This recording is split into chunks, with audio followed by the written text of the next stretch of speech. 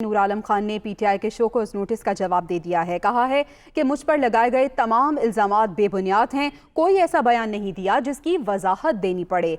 मजीद कहा कि तहरीक इंसाफ को छोड़ा ना ही पार्लिमानी पार्टी से अलग हुआ हूँ। पीटीआई के सेक्रेटरी जनरल असद उमर ने नूर आलम खान को शोकॉज नोटिस जारी किया था।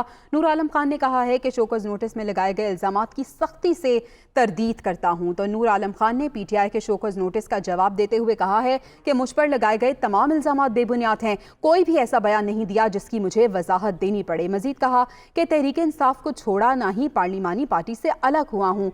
शोकॉज नोटिस में लगाए गए इल्जामात की सख्ती से तरदीद करता हूँ, नूर आलम खान की जानिब से ये कहा गया है। आपको बताते चलें, पाकिस्तान तहरीक इंसाफ के सेक्रेटरी जनरल असद उमर ने नूर आलम खान को शोकॉज नोटिस जारी किया था, जिसका अब उन्होंने जवाब दिया है और कहा है कि कोई ऐसा बयान नहीं दिया गया जिसकी मुझे वजाहत देनी पड़े। मुझ पर लगाए गए तमाम इल्जामात बेबुनियाद हैं। उन्होंने कहा है कि तहरीक इंसाफ को ना ही छोड़ा है और ना ही पार्लिमानी पार्टी से अलग हुआ हूँ।